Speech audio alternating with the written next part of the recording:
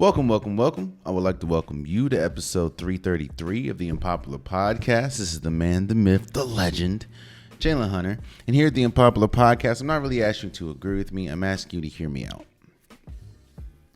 One of the most subjective questions in the world is, who is the best blank? Or what is the best blank? For instance, you can ask 10 people, what is the best food? And you'll probably get 10 different answers. Or what is the best movie of all time? You'll probably get 10 different answers. It's like that in sports as well. Who was the greatest player of all time? You might hear, LeBron James. You might hear Michael Jordan. You might hear Tom Brady. You might hear Wayne Gretzky. Who was the greatest team of all time? You could hear the Patriots. You could hear the Celtics. You could hear the Lakers. The beauty about that question is you're going to get a different answer more times than not because people feel the way they feel. They feel connected to something. So I could say the best player in the world is Steph Curry.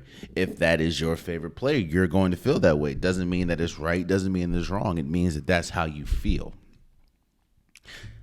And it's not just the best as well. It could be the worst. For instance, you ask me, what's the worst food ever made? Or what's the worst food in the world? More than likely, I'm going to say chitlins or I'm going to say coleslaw. I hate both. Never had chitlins in my life. Never going to. Coleslaw, if you put a piece of coleslaw on my plate, it's a wrap. We may never speak again. I hate coleslaw. Some people, I know my mother. My mother loves coleslaw for some reason. She also loves hummus. I hate hummus. You see, it's all about who you are and how you feel. What you're connected to is going to answer that question. And why am I starting with this? And how am I going to tie this into sports? The other night, we saw a team that had very high expectations crumble. Let me just get to it. So the Boston Bruins set all these records in the regular season. They went down as the greatest regular season NHL team we've ever seen, as far as the most points ever scored, the most wins ever scored or ever recorded in a single season. The Boston Bruins had, it was such, think about this. Going into the playoffs, let's just talk about the first round going against Florida. The Boston Bruins was minus 10,000 to win the game. That means you had to bet $10,000 to win $1. That's how much. The question that I had, I've been sitting with this since it happened. Of course, for people that don't know, the historic Boston Bruins, the Boston Bruins that had the most wins in a single season, the Boston Bruins that had the most points in a single season, lost in the first round to a wild card team, Florida. Now, a lot of people you're hearing a lot of, the President's Cup curse. For people that don't know, the President's Cup, usually the person that, recently at least. Actually, no. I think out of 32 people or teams that have won the President's Cup, only 8 have won it all. So you can see, I know the Boston Bruins have won the President's Cup before and they lost, I think, the first or second round. The Capitals, they've won the President's Cup twice and they've got bounced both times.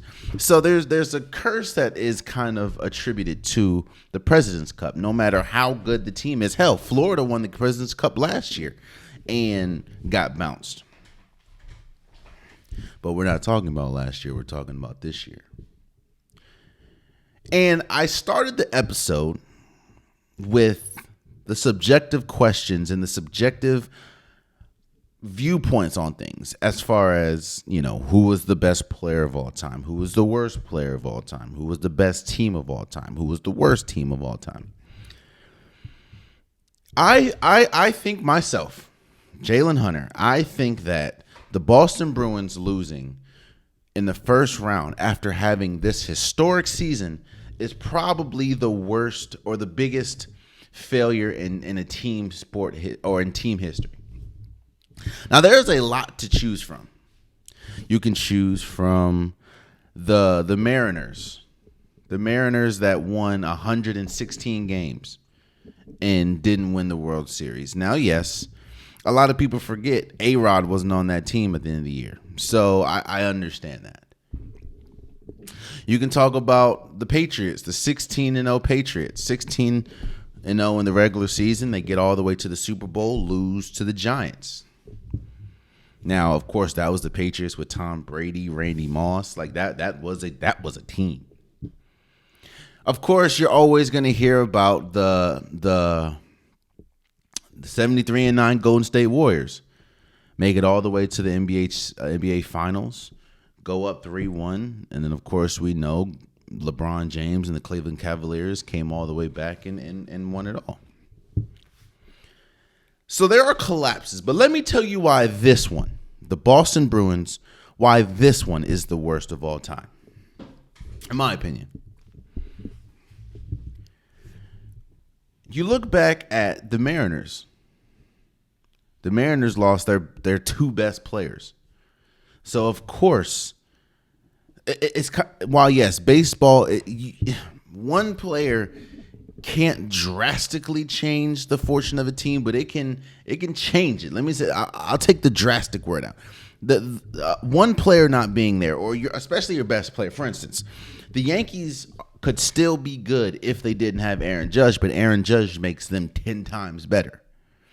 Same thing with the Mariners that year. I think it was 2001. I could be wrong, but yeah. I think there's a lot of reasons why the Mariners didn't finish it out that year. You can go to the 16-0 Patriots. They at least made it to the Super Bowl. And if it wasn't for an incredible David Tyree catch, then we could have been singing a different song about that Patriots team. Go 73-9 Golden State Warriors. Yes, you were up 3-1, but as you remember, in game 5, Draymond Green was suspended, which gave the Cleveland Cavaliers momentum, and then game 6 and on, Andrew Bogut, who was their starting center, went out. So and that was their size at the time. The Kevon Looney that we see now, who, by the way, is 6'9", he wasn't the Kevon Looney at the time. So they didn't really have any rim protection. The biggest reason why I feel this Boston Bruins loss was the biggest upset, was the worst collapse of all time. Not only were they leaps and bounds the best regular season team this year, not only were they the best regular season team of all time in NHL history, but you were up, 2-0? No, 3. I think you were up 3-1 or 3-0 in the series. I think you were up. Yeah, you were up 3-1, I believe, or 3-0, and lost, or 3-1 or whatever, and lost 3 straight games. Again, remember I said that. Now, yeah, I understand the betting and money line and whatever is all about gambling and everything, but the Boston Bruins was a minus 10,000. You don't hear that when we talk about sports. Was a minus 10,000 to get out the first round to a wild card team that just squeaked in. I think Florida got in with the last game of the season. Now, I know. Look, I understand. I'm not the most savvy hockey fan, and I'm sure that there's going to be people in my comments that tell me how wrong I was, or how they saw it coming. Good for y'all. But I can promise you, President's Cup curse or not, there's no way that a team that was as historic as they were this entire year gets bounced out the first round in a Game 7 at home. A Game 7 at home. Actually, no. It was 3-1. Yeah, first game, Boston won. Second game, Florida won. Third and fourth game, Boston won. And then Florida won 3 straight. On top of all that, you're really going to see Boston went all in this year. That's another reason why I think that this is a cataclysmic failure. Boston went in getting Orlov, getting Hathaway. Like they went all in. And a lot of their players are older, so a lot of them may not be here. I mean, yeah, you still have Pasternak, but this was the year, as we clearly saw, with how good and how serious they took the regular season. Again,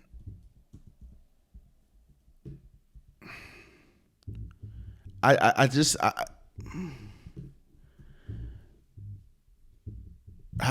don't. It's tough, man. It's tough. You have to put them on the team. Like,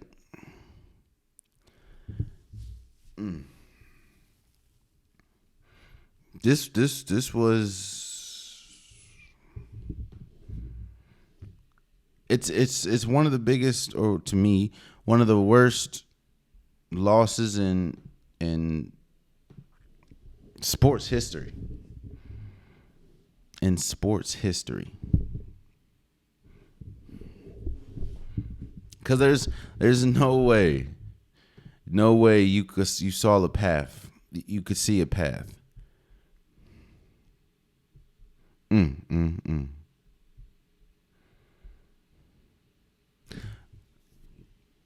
And again, and one of the biggest reasons why I think it's the worst, because you can talk about the Golden State Warriors, having the best regular season of all time and losing in the finals. You can talk about the Patriots. The Patriots having a 16-0 season and then losing in the Super Bowl. All these teams, the ones that I just spoke of course. I think the only team in recent memory that had like an historic season with wins, I think was the Sparks. I think the Sparks won like 25 games in one season, and that was the year that they won. It's just crazy, man. It's crazy. And whether you want to agree with me or not, it's cool. And that's the beauty of it. We all have different opinions about things. That's why a lot of people, including myself, have a podcast. But I do think that the Boston Bruins losing in the first round, that's even worse. In the first round, after having the historic season that they had, greatest regular season in NHL history by a single team, they lose to a team that just barely got into the playoffs with the wild card spot, or at the wild card spot. So shouts out to Florida for making history in the best way. And shouts out Bruins for making history in the worst. Speaking of history,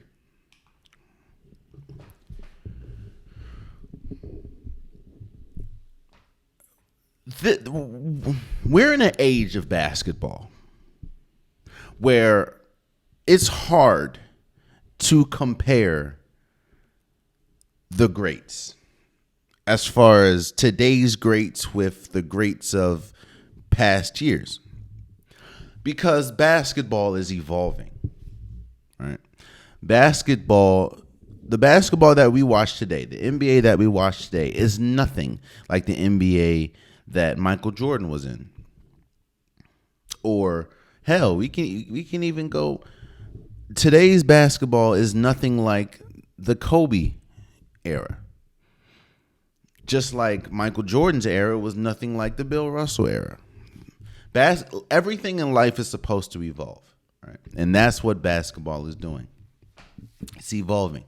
We're seeing some of the greatest players we've ever seen in today's basketball. And one of those players, of course, is Steph Curry. One of the biggest reasons why a lot of people had Golden State at least winning the first round of the playoffs was because of experience. They of course are reigning champions. We know the champion-laden history, or the recent champion-laden history, that the Golden State Warriors and Steph Curry have. And of course the Sacramento Kings, who had an incredible season, hasn't been to the playoffs since 2004, 2006 or something like that. So a lot of people thought experience was going to take shape and was going to propel Golden State past the Kings. And let me tell you, it really wasn't experience. It was Steph Curry. Greatness shows up when it needs to. Greatness doesn't always have to show up, but greatness shows up when it needs to. You see, Steph Curry is arguably one of the greatest players we've ever seen.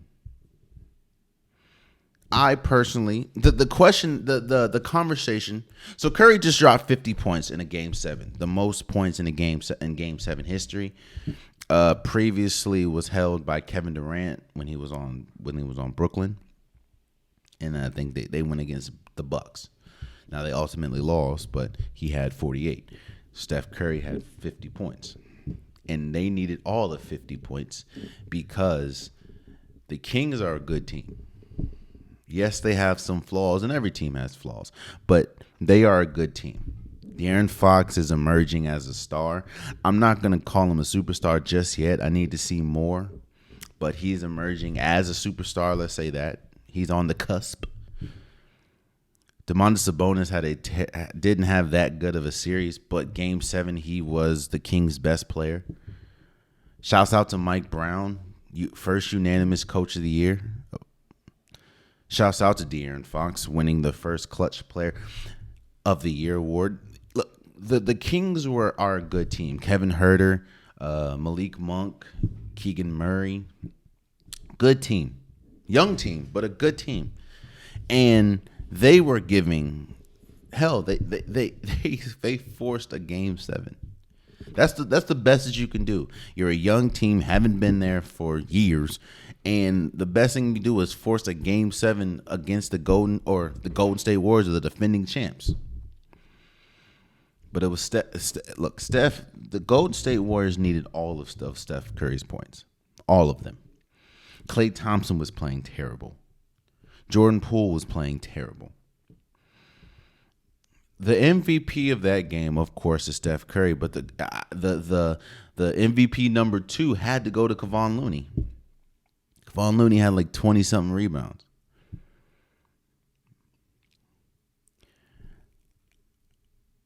The question and the conversation that has been going around since Steph Curry dropped 50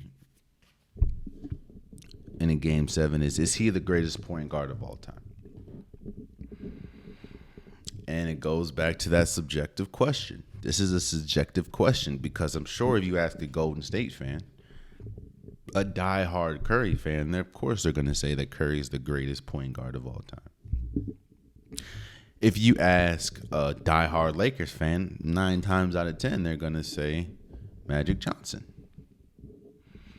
Hell, I know people to this day that still say Oscar Robertson is the greatest point guard of all time.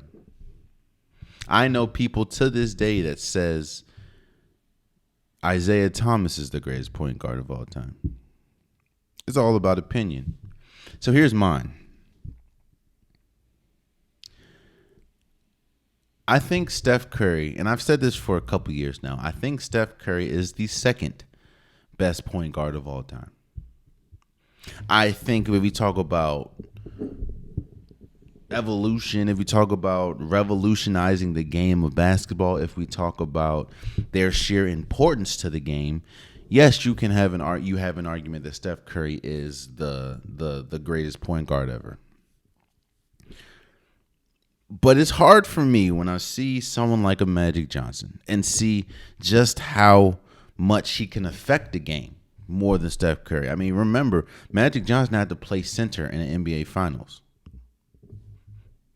It's hard for me to put Steph over Magic Johnson. Now, yes, I understand that I was not alive to see Magic Johnson's impact as far as, in the moment. But I do think that Steph Curry is the second best point guard ever.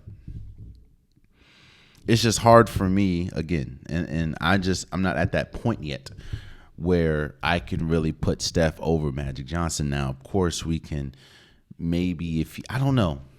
Maybe I'm off. Maybe tomorrow I'll wake up and say, actually, no, Steph Curry is the greatest. I will say this, though, and this to me is not debatable, that Steph Curry is one of the greatest players we've ever seen. And greatness looks like something. Greatness has moments. I talked about this last episode when we talked about Donovan Mitchell. Go check out the clip and go check out the reel on Unpopular.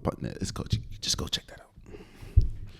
But I talked about this with Donovan Mitchell. Donovan Mitchell doesn't have though. There's multiple moments where every player has an opportunity to step up in big moments and earn that superstar title. And Donovan Mitchell has had multiple ones. He just has not stepped up to the case or stepped up to the plate. He hasn't hit the home run. Steph Curry has done that on multiple occasions. And dropping 50 in a game 7. Now, I'm sure people are going to discredit it. Oh, it's the first round. It's the Kings. They needed 50 points to get past the Kings. Okay. So if it was, think about it. The Milwaukee Bucks didn't even make it out the first round. We're going to talk about Boston in a second, but Boston damn near didn't make it out the first round.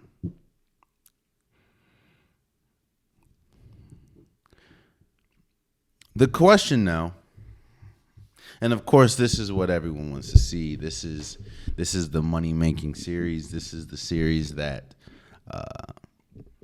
people are mainly interested in, of course, and that is the Golden State Warriors going up against the Los Angeles Lakers, second round. LeBron James against Steph Curry. I'll give my prediction. Now, again, I know I'm shooting this Tuesday afternoon. Game 1 is tonight, so I don't know the outcome. Game 1 and game 1 of the Lakers Golden State is tonight, as well as game 2 of the Knicks and Heat series is tonight. So I don't know what has happened. So I'm not going to predict on the game. I'm going to predict on the series. I think that both teams present major problems for each other. The Lakers have a huge size advantage against Golden State. Again, we talk about Kevon Looney, and shouts out to Kevon Looney. He deserves all the praise that he gets. He was one of the most important players in that series, or he's one of the most important players to the Golden State dynasty that never really gets talked about. Of course, we talk about the big three. Hell, we even talk about Kevin Durant winning those 2 championships. But we very rarely talk about Kevon Looney and his impact, seeing as though he is an undersized big. I mean, he's 6'9". He's an undersized big that is a rebound monster. Hell, you heard Shaq talking about and KG talked about James Wiseman and said if James Wiseman had the drive and the emotion, or drive and the I'll just say emotions that Kevon Looney does, he would have fit perfectly in with Golden State. And Shaquille O'Neal talked about DeAndre Ayton, and if DeAndre Ayton played more like Kevon Looney for the Phoenix Suns would be much better. But back to this Lakers Golden State series, the Lakers present major problem, or has a huge size deficiency or huge size advantage over Golden State. That's one thing that we saw in the Kings Golden State series. The Kings, even though Sabonis is 7 feet, he doesn't play like a 7-footer, and they did not have a size advantage over Golden State. They had youth, they had speed, but that's about it. The Lakers, when you have an Anthony Davis, when you have a LeBron James, they are decisively bigger than the Golden State Warriors. And I think his name is Jason Tempth. He works for The Volume. Shouts out to you. He pointed out something that I never really even noticed, which shouts out to him. When talking about Andrew Wiggins and how Andrew Wiggins was so successful going up against Luka Doncic last year, going up against Jason Tatum last year.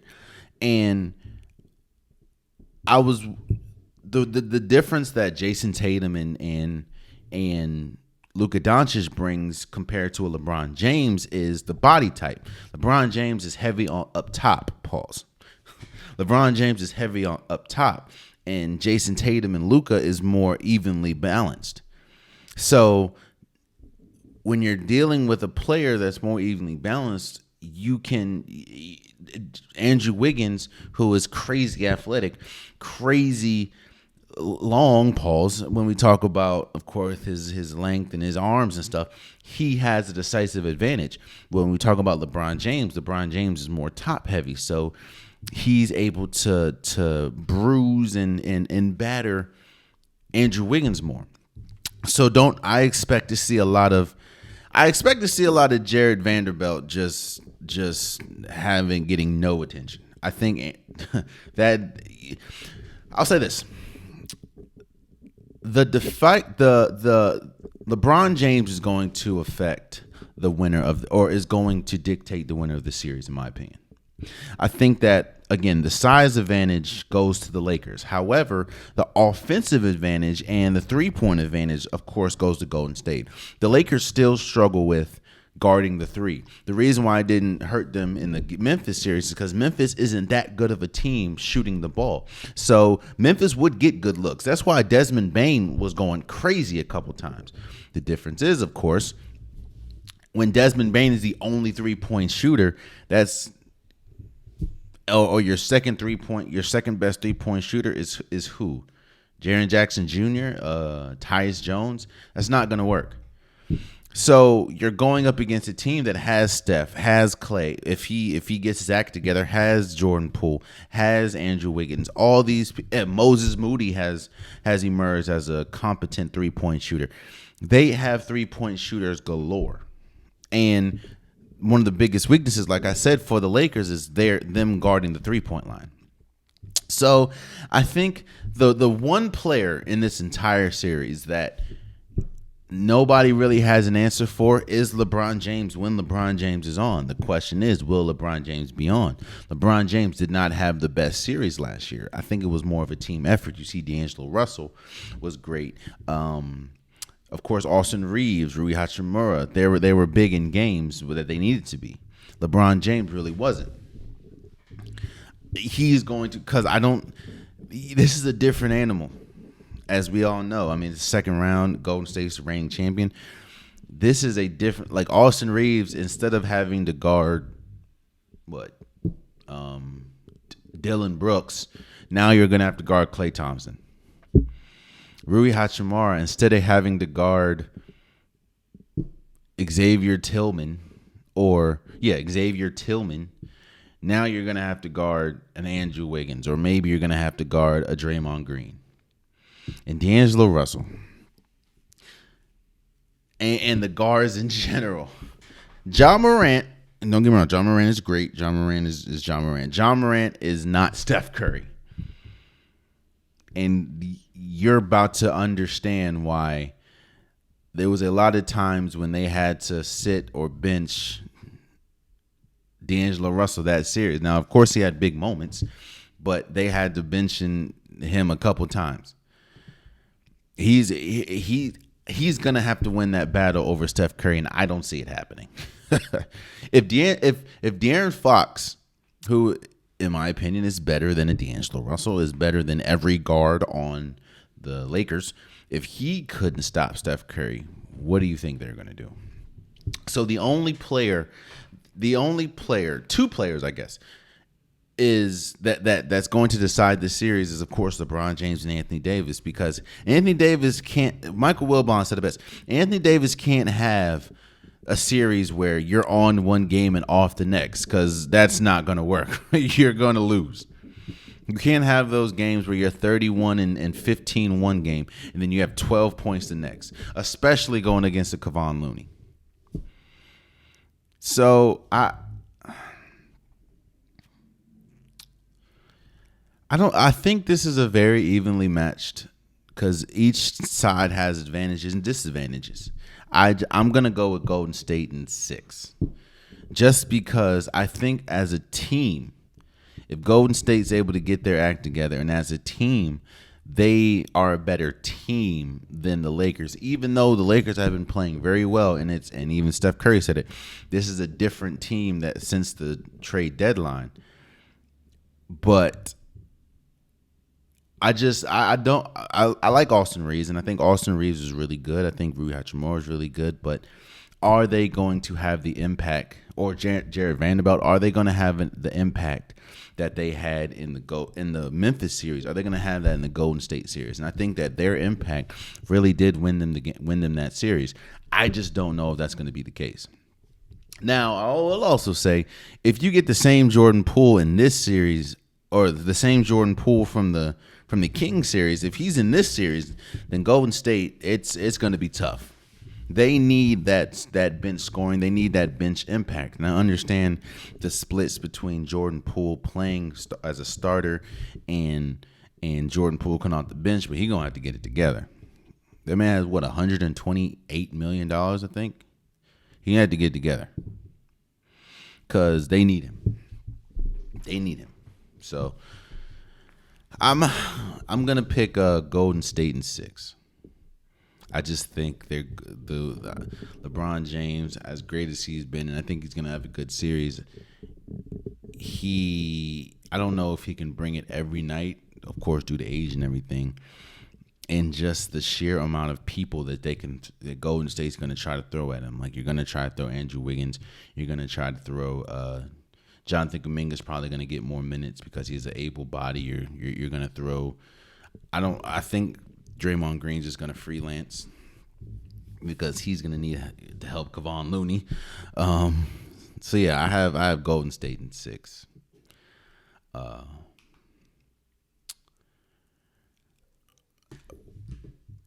And moving on from that, what we're seeing. The Denver Nuggets is currently up 2-0 against the Suns. And I said this before, I said this a couple episodes ago. I probably said this last episode. Your weaknesses get exposed in the playoffs. They have to. You're playing against one team up to 7 times straight. Your weaknesses are going to be exposed. And some weaknesses are more detrimental than others, of course. Like one of the biggest weaknesses for let's talk about the Clippers. One of the biggest weaknesses for the Clippers was health. And of course, the lack of health hurt them at the end. One of the biggest weaknesses for the Kings was experience and was defense. Well, Game 7, they've never been in a Game 7, and their defense failed them in Game 7. They lost by like 20 points. The Milwaukee Bucks, one of the more surprising examples, but their weakness, of course, was half-court offense. And the Heat turned that series into a half-court game. And as we saw with the Bucks, they could not maintain. Every team has a weakness. When the Suns traded for Kevin Durant, there was glaring positives about that trade and positives about that team. You have Kevin Durant, who is arguably the best player in the league, pairing up with Devin Booker, who is arguably one of the best one-on-one players we've seen and one of the best offensive weapons. Of course, you have Chris Paul, who will go down as one of the best point guards ever. And of course, we know about the legacy that he holds. And DeAndre Ayton, like there was roaring positives. We knew that this team was going to be one of the better offensive teams just because of the firepower that they have up top, just because of the firepower that they have on the starters. But what we also saw and what we also know is when you trade someone or trade for someone with the moxie and the caliber that, or with the name that comes. When you trade someone as good as Kevin Durant, let's say that, trade for someone as good as Kevin Durant, you know that you're going to have to give up something and give up something major. And you just hope that whatever you have to give up does not come back to bite you. Well, what we're seeing in this Denver Nuggets series is the price of that trade is coming back to bite the Suns. And what was that price? That price was bench depth, defense, and equalness as far as a roster. No, Mikal Bridges is not Kevin Durant. No, Cam Johnson is not Kevin Durant. But what Cam Johnson is a very good bench player. And what Mikal Bridges is a very good defender and a very good offensive player. You lose both in a trade for Kevin Durant. So now when you look at this series, when you look at the Denver Nuggets being up 2-0 against the Phoenix Suns, you're seeing exactly why a lot of people were cautious about that trade. Don't get me wrong. If Kevin Durant's available and you can pair him up with a Devin Booker, you do that 10 times out of 10. That instantly turns into one of the best duos in the NBA. But you have to understand what you're giving up and how you're going to combat that. The Denver Nuggets is one of the deepest teams in the league currently. And as we're seeing, they just beat you in droves, man. One game, it's Jamal Murray, Aaron Gordon, Nikola Jokic, KCP, Morris. You have they just beat you, and they're such an efficient team. And when one of your top players are not on, or as we saw last game, Chris Paul goes out with a knee strain or with a groin strain, and now you have to have Cameron Payne, who has been injured a lot. They're just not the imbalance of the Phoenix Suns is rearing its ugly head in this series. Now, I heard some media pundits, I see people on social media, they were talking about Golden State being down 2-0 and how you don't want to count them out. And no, I'm not counting out the Phoenix Suns. But Golden State being down 2-0 feels drastically different than these Suns being down 2-0. Do I think the Suns are going to get swept? No. I will say this, though. It is imperative. There's not a team in this playoffs outside of maybe... No, there's not a team in this playoffs this year that I think has the capabilities of coming back from a 3-1 deficit. It's very rare that it happens, of course, but I don't think there is a team built to come back from a 3-1 deficit. And that is including the Phoenix Suns. The Phoenix Suns, what the Denver Nuggets is doing is beating them with physicality and beating them with efficiency.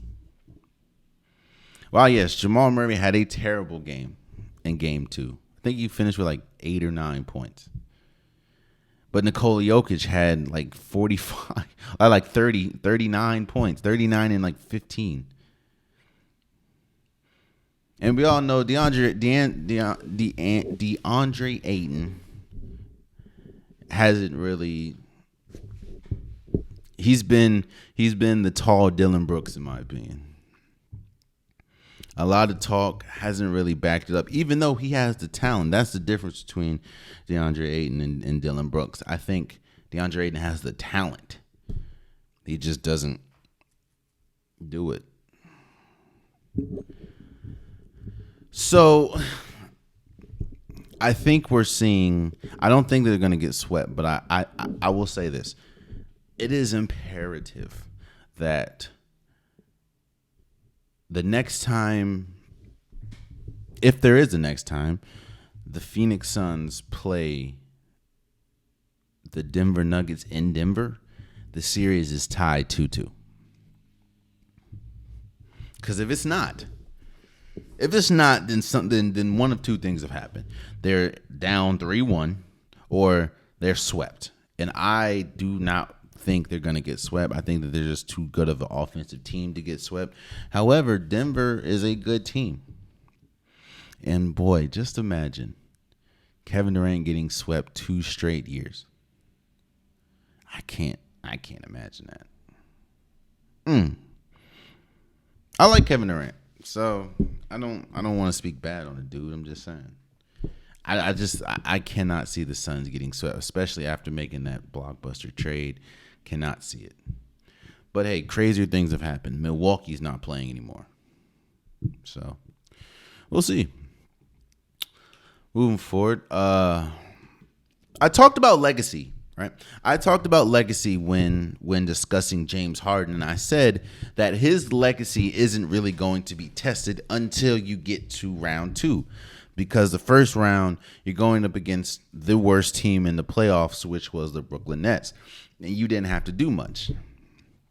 Well, now you're going up against Boston, and who a lot of people have winning it all.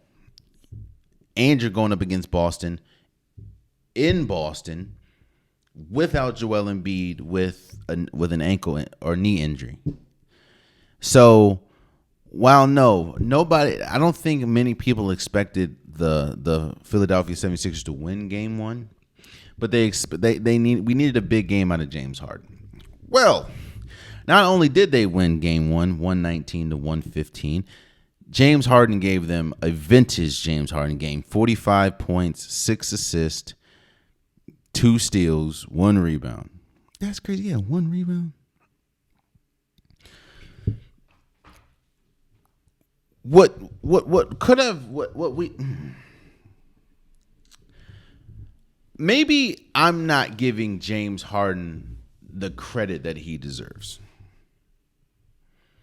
Because when you play on a team, when you're the primary scorer, you're the primary ball handler, you're the primary rebound, like you're the best player by far on the team, and there's not really a number 2 that is close to you, you're expected to do more, which is what we saw a lot of those years in Houston. So James Harden has and needs to have the freedom and the ability to score as much as he scores, or to defend as much as he defends, and be that offensive weapon that turned him into an all NBA 75 player. And we have not seen that when we talk about him on Philly. Now, we've seen glimpses. We've seen some 30-point games, some 35-point games, but we haven't seen the James Harden of yesteryear, to say the least. But what we have seen is James Harden still high on assists. I do think that when we talk about, body type, when we talk about conditioning, when we talk about just sheer readiness, no, James Harden has not been the James Harden of old. And I think that James Harden has lost a step, whether it's due to injury or just due to nutrition. He has lost a step. But what game 1 showed me is he is able to, there are times where you're able to dabble and tap back into that old James Harden. And he needed that without Joel Embiid. Now, if I'm Philly, I'm not playing Joel Embiid game 2 either. I'm punting on game 2, whether we win or lose. We already did what we were supposed to do. We stole the game. So now we just got to handle business at home if they're able to. But I do want to shout out James Harden, because he had arguably his best playoff game he's ever had, in a very crucial time against a very crucial team in the Boston Celtics. And let me talk about the Boston Celtics for a second. I'm starting to see a flaw with the Boston Celtics that can come back and really hurt them. And that is I don't think they respect their opponents as much as they should. We saw that a lot in the Atlanta Hawks series. Yes, Boston was clearly the best team and should have easily won against Atlanta. Atlanta was one of the worst teams in the playoffs this year. Yet it went 6 games. You look at this is what the mindset, in my opinion, should have been. You go into game 1, Philly is out without their best player. Boston is completely healthy. We need to make a statement, and we don't want to be in no cupcake game. We want to win and win decisively, and let them know you need your best player to beat us. There's no way, even though yes, James Harden is still James Harden, there's no way you are going to beat us without your best player. I think they came in thinking, they don't have their best player. It's going to be an easy game. Well, you still have James Harden. You still have Tyrese Maxey giving you 26 points. It's not going to be that easy, fam. I think that Boston is the best team in the playoffs remaining, because they can beat you in a plethora of ways. However, Boston still can get got every single night, because I just don't think that they take. I think that they.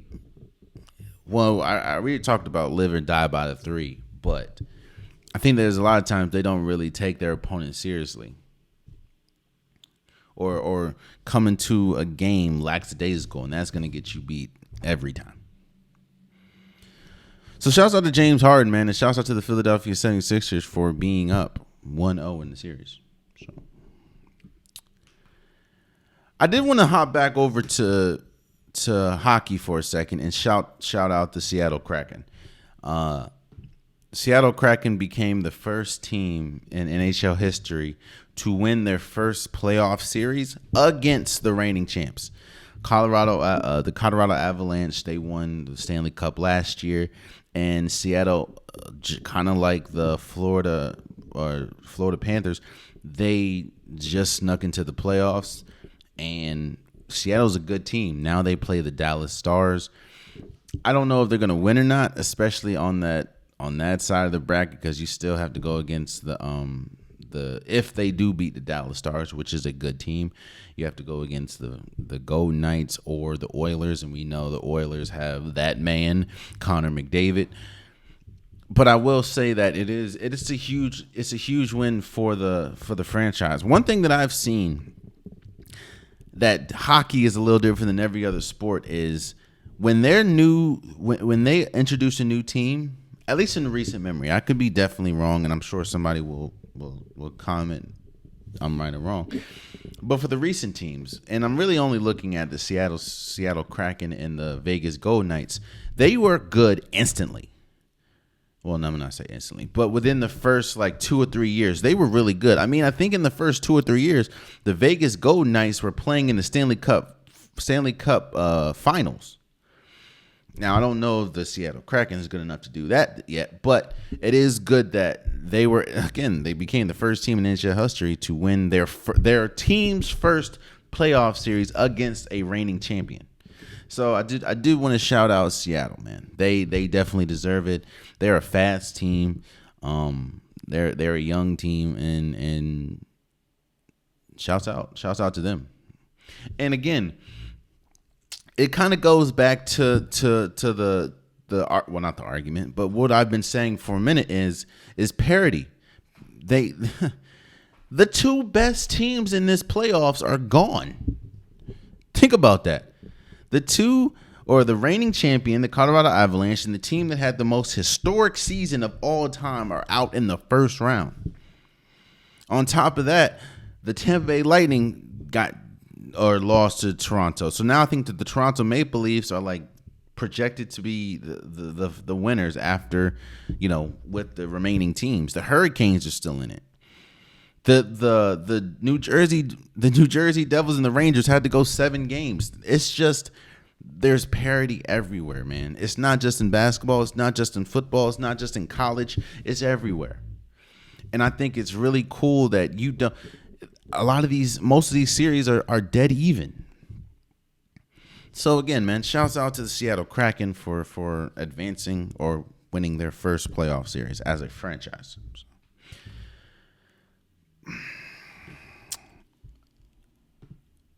I want to speak on the Deion Sanders comments about the lack of representation that the lack of, representation in the draft that the HBCUs have had. I think this year only one HBCU player was drafted, and this has been an ongoing fight for a while now. And I heard what Shannon Sharpe said, and I will admit that I was with Shannon Sharpe, because Shannon Sharpe pretty much said, most of the first round was or I think the 9 out of the 10 or all 10 of the first round picks. I think 9 of the 10 were African American, or top 10 picks. 9 of the 10 were African American, and it's a talent thing. If you're talented, the NFL will find you, or a league will find you. I was with Shannon Sharpe. And I will say I am with Shannon Sharpe on that side. But something hit me like a ton of bricks. Actually, before we started, I started recording this episode. The fight isn't an African American thing. The fight isn't trying to advance African Americans. Because as we know, African Americans dominate sports. This is a fight for HBCUs, which is actually one of the biggest reasons why I wore my alma mater I went to Voorhees. Well, actually, it's Voorhees University now, Denmark, South Carolina, a smaller HBCU, but shouts out to the Voorhees Tigers. I played college basketball there for 2 years, 3 years. One of the best experiences of my life being at a HBCU. And that's actually the main reason why I wore this today. I understand it now. Because, and I get Shannon Sharpe, man. I understand, and which Shannon Sharpe did go to HBCU, but Shannon Sharpe is looking at this from a talent perspective. And that's how I've been looking at it.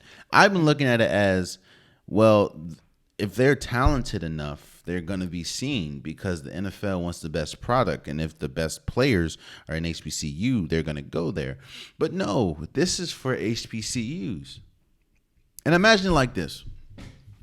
There was an argument a couple years ago when Zion was in college and thinking about going to a HBCU, or people were saying, could Zion be dropped, or could Zion go to Howard University?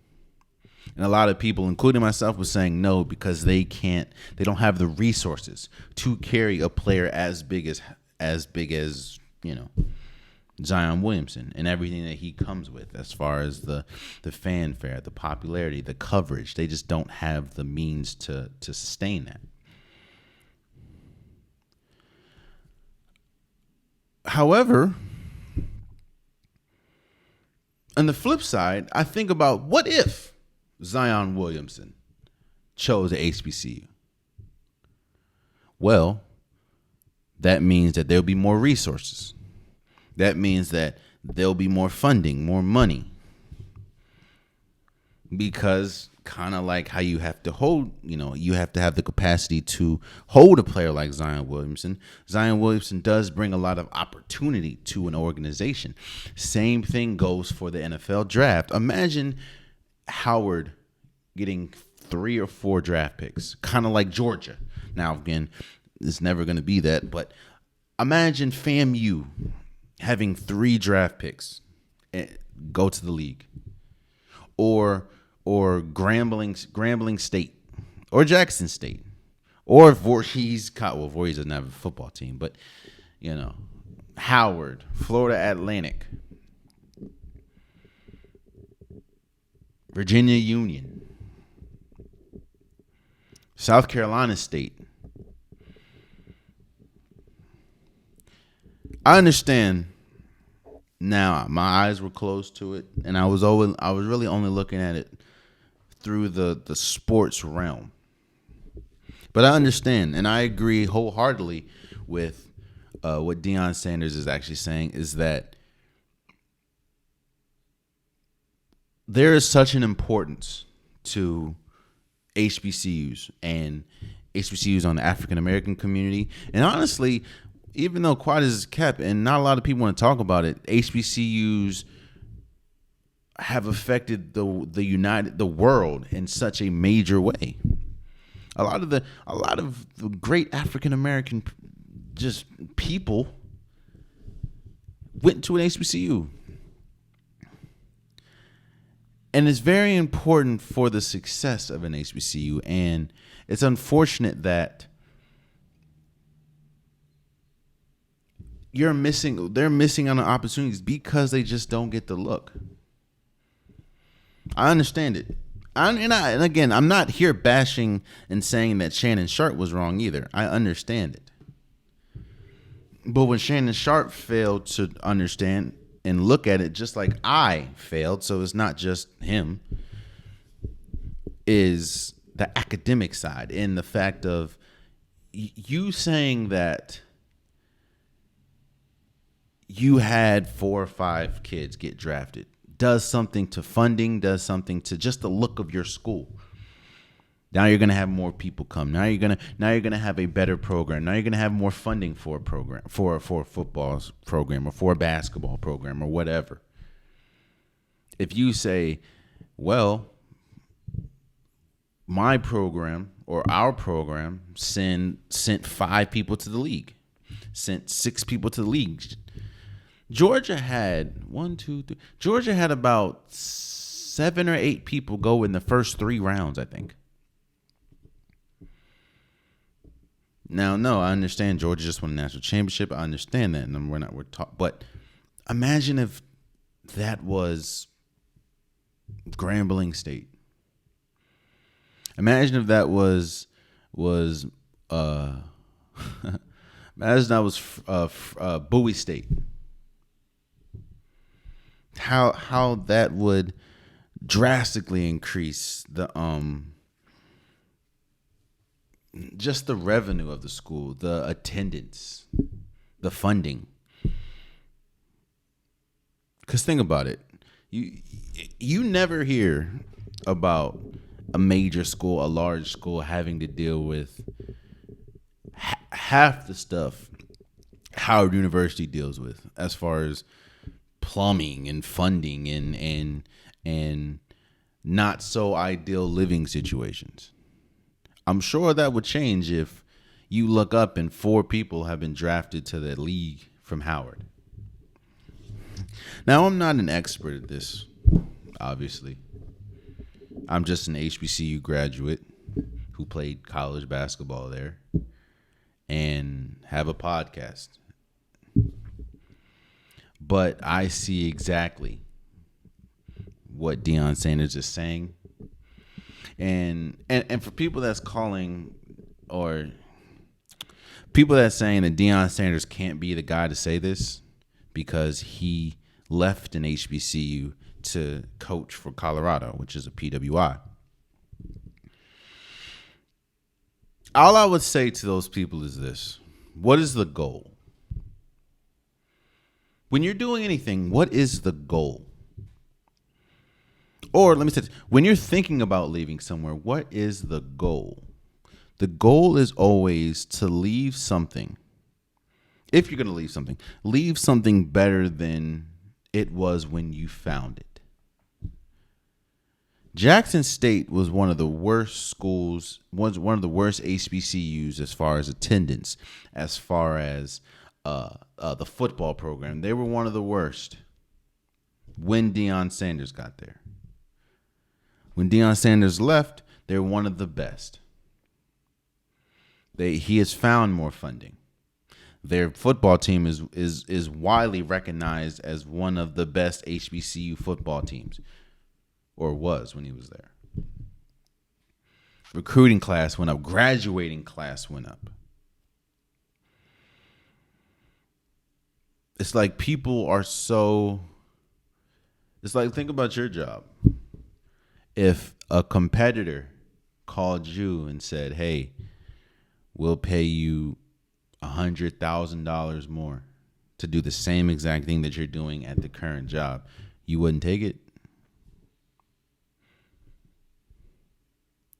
What I'm saying is this, man. I understand that the NFL, I think, holds a combine just for HBCUs, I believe. And shouts out to them for that. But kind of like the Rooney Rule, it doesn't really matter if it doesn't bold results. And as we've seen, it really hasn't bolded. It hasn't really had results. Because you can't tell me I've played. Now, again, there's been people on my basketball team that I know is good enough to not only play for PWI, but to play. One of my teammates currently is I think averaging like 30 points overseas. You telling me he wasn't good enough to play in a PWI? You're telling me I don't know if he's good enough but you're telling me he's not good enough to be in the G League? What I'm saying is this. I feel like I'm talking in circles, so I'll just finish it with this. I understand what Deion Sanders is saying, and I am with Deion Sanders is saying there needs to be more eyes and more opportunity for the next level when we talk about HBCUs, because it doesn't seem like there has been. I'm going to be real with you guys. And this is the last thing I'm going to say before we go. I did not know that there was an Asian American and Pacific Islander Heritage Month. I didn't know what. Shouts out to my social media manager, Brittany. I didn't know what the hell that was. It was like AAPI. I'm like, or AAIP. I'm like, what is that? I didn't know that the Asian Americans and Pacific Islander Heritage Month was a thing. So what I wanted to do, because I'm almost sure that there are somebody listening to me that didn't know it either. I'm like, oh, okay.